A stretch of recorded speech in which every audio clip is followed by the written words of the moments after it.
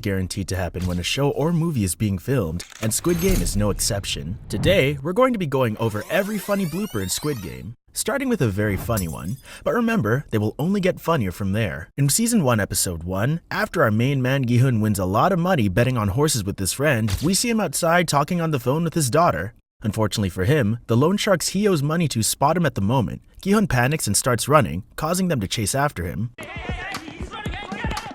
Gi-hun is too busy running for his life to look where he's going, and accidentally bumps into Se-byuk, making her spill her drink everywhere. Gi-hun tries and fails to put the straw back into her drink multiple times before finally getting it in, which was actually improvised. Lee Jung-jae, Gi-hun's actor, later said he was supposed to just return the cup to Se-byuk, but improvised the bit with him trying to put the straw back in, which is both funny and in character for Gi-hun.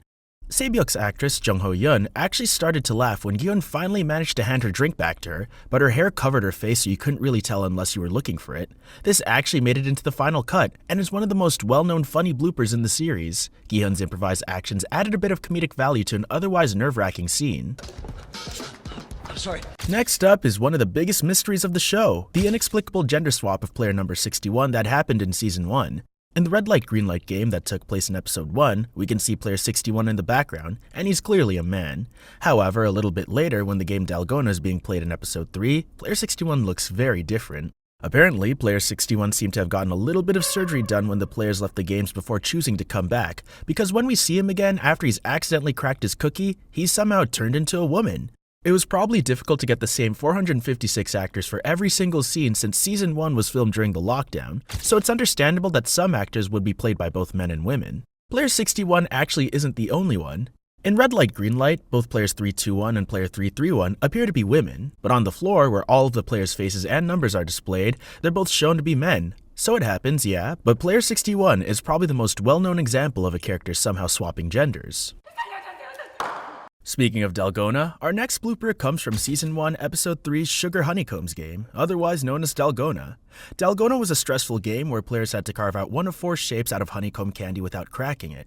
The already tense game was made worse when the gunshots started up, causing a lot of players to break their cookies out of fear at the sound. The game itself is a whole can of worms we're not going to get into in this video. Instead, we're going to look at the set design, which is where the blooper lies. When the players first walk into the set designed like a playground, we can see 4 shapes on the wall: triangle, star, circle, and umbrella. Here the umbrella, which Gi-hun unfortunately picks, looks very simple. The umbrella has a flat bottom, which would make it a lot simpler to carve out. However, when we see Gi-hun open his cookie tin, the umbrella has a pointy curved bottom instead of a flat line. Later on, we can see the umbrella shaped on the wall has changed from the simple flat line to the more complex pointy bottom that matched the cookie. These are theories as to why the shape may have changed, but at the end of the day, it could just be a simple error that the producers simply missed.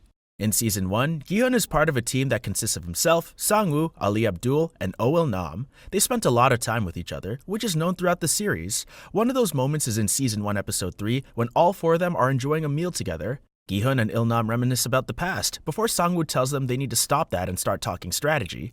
At the end of the scene, when the conversation is over, Gi-hun appears to be eating his food. Apparently, Gi-hun's actor wasn't very hungry at the time, because he was just pretending to eat his food, which is obvious if you look close enough. It seems that Ollie wasn't in on the plan though, because he was actually eating his meal. Once he noticed Gi-hun was obviously faking it, he couldn't hold back his smile at the funny sight, which made the final cut. This is funny when you know to look for it, sure, but the next blooper is even better. Moving on, let's talk about the glass stepping stones. The game Glass Stepping Stones that took place in Season 1, Episode 7 was definitely one of the more deadly games in the series. The players were forced to risk a 50% chance of falling to their deaths every time they picked a panel to jump onto, and had to rely on their instincts to have a chance at survival. It's quite likely that everyone would have died in that game if it wasn't for one person, player 017, the glassmaker.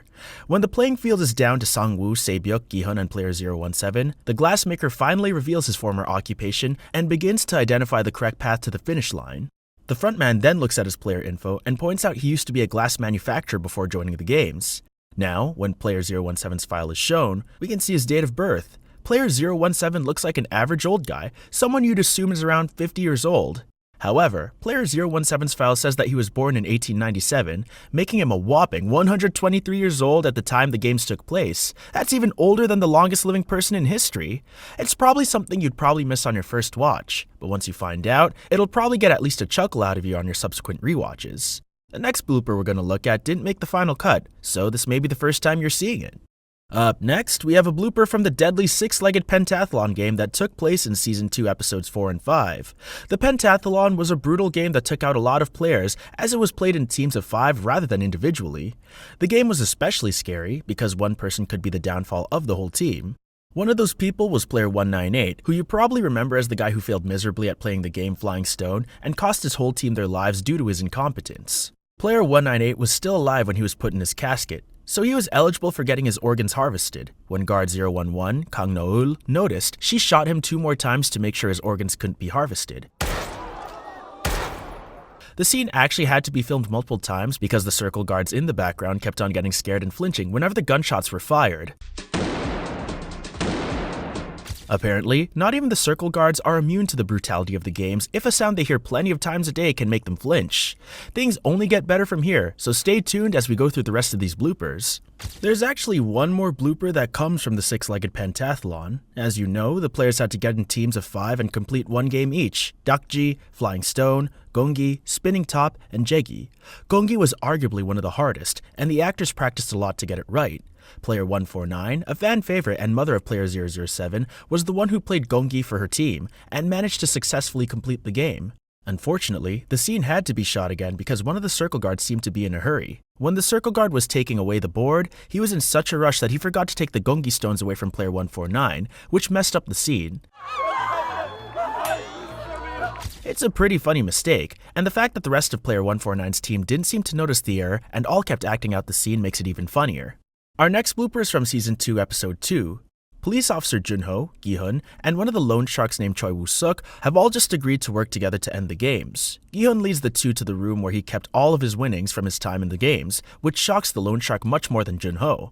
While Junho and Woo-suk are going through their lines with the cameras trained on them, Gi-hun, who is out of the shot, takes one of the bundles of cash and offers it to one of the cameramen before quickly getting back into character to finish the scene. Although Gi-hun definitely isn't as happy-go-lucky as he was during Season 1 anymore, it's nice to see funny little moments like this coming from him, even if they aren't really a part of the show. Going back into the games probably wasn't an easy choice for Gi-hun to make. What with all the trauma he experienced there, such as seeing so many people die, some right in front of him, like his childhood best friend Sang-woo. However, despite all of that, he bravely decided to go back into the games to stop the operation once and for all. Gi-hun was probably expecting to experience some emotional pain when he made his choice, but he definitely wasn't expecting to be injured the minute he woke up. In Season 2, Episode 3, when Gi-hun was waking up in his bunk, he started to rise a little quickly and immediately hit his head on the top of the bed. Ouch, that must have left a mark. Poor Gi-hun just can't seem to catch a break. Let's hope things start looking up for him next season. He definitely deserves it, especially after being forced to witness another friend of his die right in front of him. No! Now, let's move on to the next blooper, which is much more surprising than this one. The fight between the guards and the players that happened in Season 2, Episode 7 was an unexpected twist that ended with the majority of the players who participated dying a brutal death in combat. It was a tense, action-packed scene that was definitely well filmed, but the editors made a small error that made it into the final cut. At the beginning of the fight, when the players are shooting the guards in the dormitory, if you look closely, you can actually see one of the cameramen in the background filming the whole thing. The editors must have somehow missed it and forgot to remove him from the shot, which resulted in this little slip-up that ended up in the final show. The scene had a lot going on, so it's not a surprise that something like this ended up slipping through, although it's kind of surprising that nobody in the editing team caught the error that sort of breaks the immersion of the show. At least it's not too obvious as long as you're not looking for it. Hopefully, something like this won't happen again in Season 3.